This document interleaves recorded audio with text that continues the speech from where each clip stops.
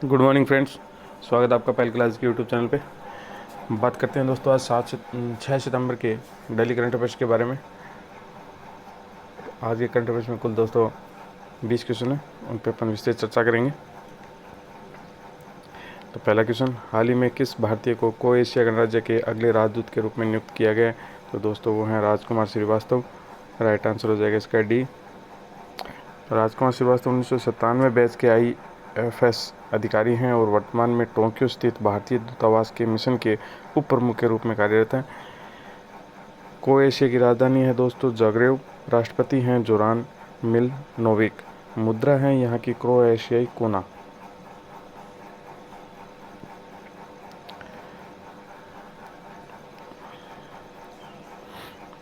बात करते हैं क्वेश्चन नंबर 2 की।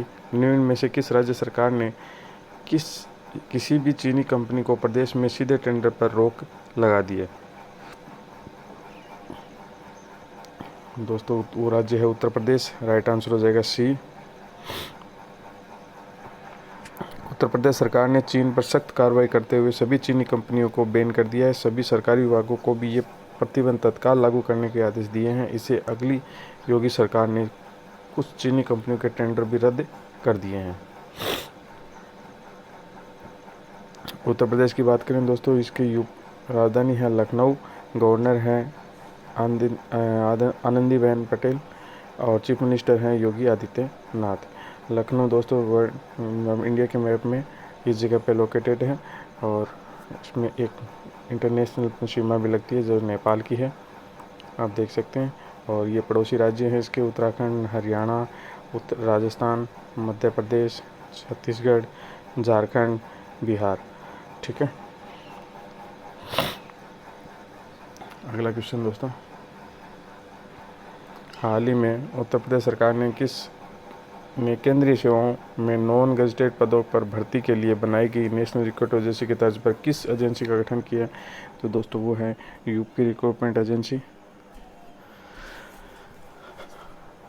यूपी रिक्रूटमेंट एजेंसी प्रदेश में सभी समूह में गैर तक के पदों के भर्ती के अधीनस्थ सेवा चयन आयोग तथा उससे ऊपर के पदों पर भर्ती के लिए यूपी लोक सेवा आयोग के जरिए होती है। शिक्षा सहित कुछ विभागों में भर्ती के लिए अलग अलग परीक्षाएं करते हैं, तो उनके लिए इन्होंने एक ही एजेंसी बना दी है जिसका नाम है यूपी रिक्रूटमेंट एजेंसी। अगला क्वेश्चन, हाल ही में किस राज्य सरकार ने हाल ही में रम्मी और पोकर जैसे ऑनलाइन गेम पर प्रतिबंध लगा दिया है? तो दोस्तों वो राज्य है आंध्र प्रदेश। राइट आंसर हो जाएगा इसका ए। आंध्र प्रदेश की सूचना मंत्री पन्नी वेंकटरामैया ने कहा कि ऑनलाइन गेम खेलते हुए पकड़े गए लोगों को 6 माह की जेल होगी। कैबिनेट के निर्णय के अनुसार ऑनलाइन जुए के आयोजकों को पहली बार अपराध के अलावा एक के लिए जेल में भी जाना पड़ेगा 1 साल के लिए। दूसरा अपराध के लिए जुर्माने के साथ 2 साल के लिए जेल जाना पड़ेगा। आंध्र प्रदेश गवर्नर हैं विश्वभूषण हरिचंदन। चीफ मिनिस्टर हैं YS जगनमोहन रेड्डी। यहाँ पे कुल 33 जिले हैं। बात करते हैं दोस्तों आंध्र प्रदेश देखिए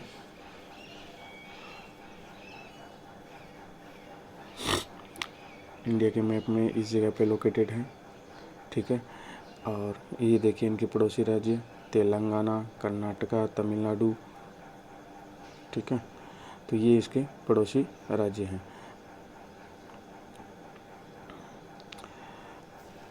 अगला क्वेश्चन, हाल ही में किस देश पर शीर्ष अदालत में हिंदू विधवाओं महिलाओं को कृषि और गैर कृषि जमीनों के अधिकारों को देने की घोषणा की है? तो दोस्तों वो है बांग्लादेश। राइट आंसर हो जाएगा इसका भी।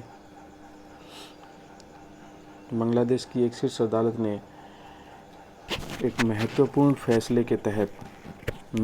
फैसले में कहा कि विधवा हिंदू महिलाओं को दिवंगत पति की कृषि भूमि और गैर कृषि भूमि के हकदार है। अदालत के इस फैसले के साथ ही उनका अपने पति की संपत्ति पर अधिकार का रास्ता साफ हो गया है। उनके अपने जीवन काल में उस संपत्ति को बेचने का भी अधिकार होगा। बांग्लादेश के हाई कोर्ट ने ये फैसला एक बांग्लादेशी नागरिक ज्योतिंद्र नाथ मंडल की एक सिविल रिवीजन पिटीशन पर दिया है। अगला क्वेश्चन, भारतीय नौसेना और रूसी नौसेना के समुद्री अभ्यास इंदिरा नेवी का 11वां संस्करण किस स्थान पर आयोजित किया गया? तो दोस्तों वो रहा है बंगाल की खाड़ी। राइट आंसर हो जाएगा इसका डी। इंदिरा नेवी एक द्विपक्षीय समुद्री आभास है जिसका आयोजन बंगाल की खाड़ी में 4 से 5 सितंबर 2000 तक किया गया। इस वर्ष कोविड-19 महामारी द्वारा लगे प्रतिबंधों के चलते बिना संपर्क के केवल समुद्र के द्विपक्षीय समुद्री आभास की किया गया। अगला क्वेश्चन नंबर 7, हाल ही में रूस ने किस देश के साथ नो आर्म सप्लाई की पॉलिसी जारी करने की घोषणा की है? तो दोस्तों वो है पाकिस्तान। Right answer D. रूस ने पाकिस्तान के साथ नो आर्म सप्लाई की पॉलिसी की जारी करने का फैसला लिया है, यानी पाकिस्तान को किसी भी तरह के हथियार सप्लाई नहीं किए जाएंगे। रूस भारत के सबसे ज़्यादा हथियारों की आपूर्ति करने वाला देश है। रूस की कैपिटल दोस्तों Moscow. President Vladimir Putin. Currency है रशियन रूबल। अगला क्वेश्चन, किस देश की सरकार ने कैलेंडर, डायरी और त्यौहार पर ग्रीटिंग की छपाई को बैन कर दिया है? तो दोस्तों वो है भारत। राइट आंसर हो जाएगा सी। यह आदेश वित्त मंत्रालय द्वारा पारित किया गया है। मंत्रालय ने सरकारी अंगों को ऐसी सामग्री प्रकाशित करने के लिए डिजिटल संसाधनों को अपनाने के लिए कहा है। यह प्रिंटिंग गतिविधियों में भारत सरकार की लागत कम करने के लिए और डिजिटल उपकरणों को अपनाने के लिए प्रोत्साहित करने के लिए किया जा रहा है। अगला क्वेश्चन, भारत और रूस के बीच हाल ही में किस नई राइफल के भारत में निर्माण को मंजूरी दी है? तो दोस्तों वो है AK-203। राइट आंसर हो जाएगा इसका D. AK-203 rifle AK-47 rifle का नवीनतम और सर्वाधिक उन्नत प्रारूप है। AK-203 राइफल का ऑटोमेटिक और सेमी ऑटोमेटिक दोनों ही मोड पर इस्तेमाल किया जा सकता है। अब यह Indian small arms system assault rifle की जगह लेगा। यह सौदे पर शंघाई कोऑपरेशन ऑर्गेनाइजेशन समिट के दौरान सहमति बनी है। अगला क्वेश्चन, हाल ही में किसने पाकिस्तानी प्रधानमंत्री के विशेष सलाहकार पद से इस्तीफा दे दिया है? तो दोस्तों वो हैं पूर्व लेफ्टिनेंट जनरल असीम बाजवा पर भ्रष्टाचार का गंभीर आरोप लगा है।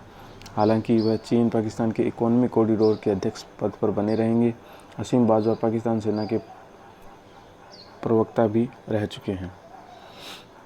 अगला क्वेश्चन, हाल ही में सुप्रीम कोर्ट ने किस शहर की 140 किलोमीटर रेल पटरियों के किनारे बसी 48,000 झुग्गी झोंपड़ियों को हटाने के निर्देश दिए हैं? तो दोस्तों वो है गवर्नमेंट दिल्ली सरकार। राइट आंसर हो जाएगा इसका बी। सुप्रीम कोर्ट ने कहा कि इस आदेश में किसी भी तरह से राजनीतिक दखल नहीं देना होना चाहिए।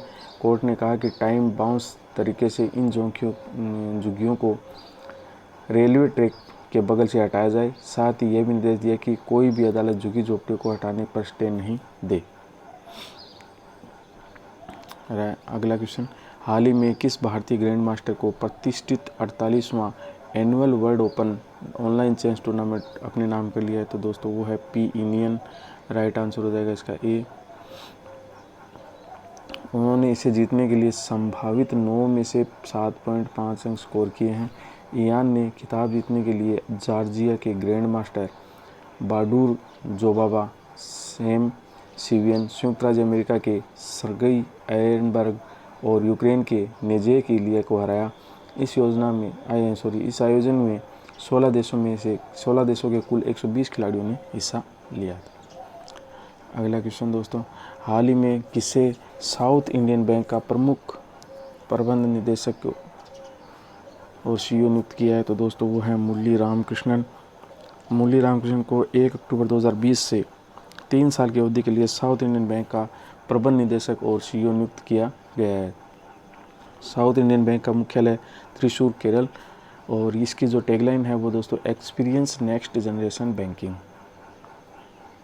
अगला क्वेश्चन, हाल ही में किस देश के पूर्व ऑलराउंडर और दिग्गज क्रिकेटर डेविड कैम्पबेल का निधन हो गया? वो हैं दोस्तों इंग्लैंड के।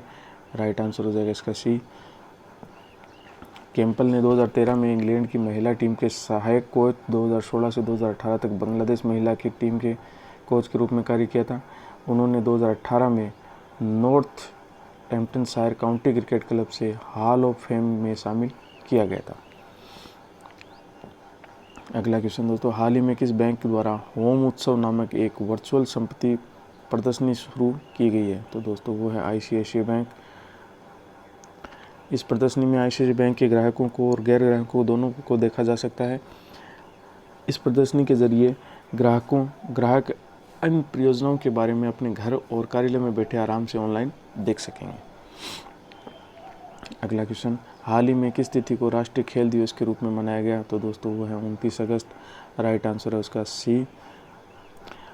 भारत के हॉकी टीम के स्टार रहे मेजर ध्यानचंद की जयंती पर 29 अगस्त 2012 को पहला राष्ट्रीय खेल दिवस मनाया गया। इस तिथि को देश के सर्वश्रेष्ठ खिलाड़ियों को राजीव गांधी खेल रत्न, अर्जुन पुरस्कार, ध्यानचंद पुरस्कार और द्रोणाचार्य पुरस्कार जैसे सम्मानों से सम्मानित किया जाता है। मेजर ध्यानचंद के बारे में बताएं। मेजर ध्यानचंद का जन्म 29 अगस्त 1905 में इलाहाबाद में हुआ था और वह अपने समय के महान खिलाड़ी थे।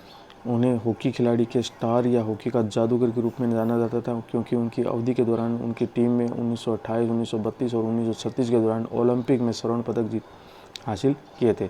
उन्होंने 1926 से 1949 तक 23 वर्षों तक अंतर्राष्ट्रीय स्तर पर हॉकी खेली है। उन्होंने अपने कैरियर में कुल 185 मैच खेले, जिसमें से 517 गोल किए। वह हॉकी के बारे में इतना समर्पित थे कि वह चांदनी रात में खेल के लिए अभ्यास किया करते थे। उनका नाम ध्यानचंद पड़ गया। 1956 में ध्यानचंद को पद्म विभूषण पुरस्कार से सम्मानित किया गया, तो वह सम्मान पाने वाले तीसरे भारतीय नागरिक थे। अगला क्वेश्चन, हाल ही में किस देश के प्रधानमंत्री शिंजो आबे ने इस्तीफा दे दिया? तो दोस्तों वो है जापान। राइट आंसर है 65 वर्षीय शिंजो आबे ने प्रधानमंत्री पद से के रूप में 7 साल और 8 महीने कार्य किया। उन्होंने जो जापानी इतिहास का सबसे लंबे समय तक रहने वाले प्रधानमंत्री बन गए। क्वेश्चन नंबर 18, T20 क्रिकेट में 500 विकेट लेने वाले पहले गेंदबाज कौन बने? दोस्तों वो हैं इवेन ब्रावो। वेस्ट इंडीज़ के ऑलराउंडर इवेन ब्रावो की T20 में 500 विकेट झटकने वाले पहले गेंदबाज बन गए। उन्होंने कैरिबियन प्री लीग 2020 में देश के मैच में अपने टीम के लिए यह उपलब्धि हासिल की। ब्रावो ने रहकीम कार्नवाल का विकेट लेकर अपना 500 विकेट पूरा किया। ड्रेन ब्राउन ने क्रिकेट को सबसे छोटे प्रारूप में 459वें मैच में यह उपलब्धि हासिल की है। अगला क्वेश्चन, हाल ही में सुप्रीम कोर्ट के पूर्व जज AR लक्ष्मणन का निधन हो गया। वह कहाँ से थे? तो दोस्तों वो थे तमिलनाडु के। राइट आंसर हो जाएगा इसका डी। सुप्रीम कोर्ट के पूर्व जज AR लक्ष्मणन का निधन हो गया। उनका जन्म 22 मार्च 1942 को तमिलनाडु के शिवगंगा जिले में हुआ था। उन्हें 20 दिसंबर 2002 को सर्वोच्च न्यायालय के न्यायाधीश के रूप में नियुक्त किया गया था और 22 मार्च 2007 को सेवानिवृत्त हुए थे। अगला क्वेश्चन दोस्तों, आज का अंतिम क्वेश्चन, हाल ही में किस राज्य में प्रतीक्षा नाम की पहली समुद्री एम्बुलेंस शुरू की गई? दोस्तों तो वो है केरल। राइट आंसर हो जाएगा इसका बी। हाल ही में केरल के मुख्यमंत्री पिनाराई विजयन ने केरल में तिरुवनंतपुरम जिले के वेंजनजाम गांव में समुद्री एम्बुलेंस की शुरुआत की गई। केरल के एर्नाकुलम की में प्रतीक्षा कोज हिकोड़े के कारुणन नामक समुद्री एम्बुलेंस को तैनात किया गया। तो दोस्तों आज के करंट अफेयर्स में इतना ही। मिलते हैं कल सुबह एक बार फिर से। तब तक के लिए धन्यवाद। और दोस्तों जो नए जुड़े हैं चैनल पर पहली बार देख रहे हैं वीडियो, तो वो चैनल को सब्सक्राइब कर लीजिएगा ताकि आपको आगे नोटिफिकेशन प्राप्त हो जाए। और दोस्तों जो बाकी हैं वो सभी चैनल को लाइक और शेयर जरूर कीजिएगा।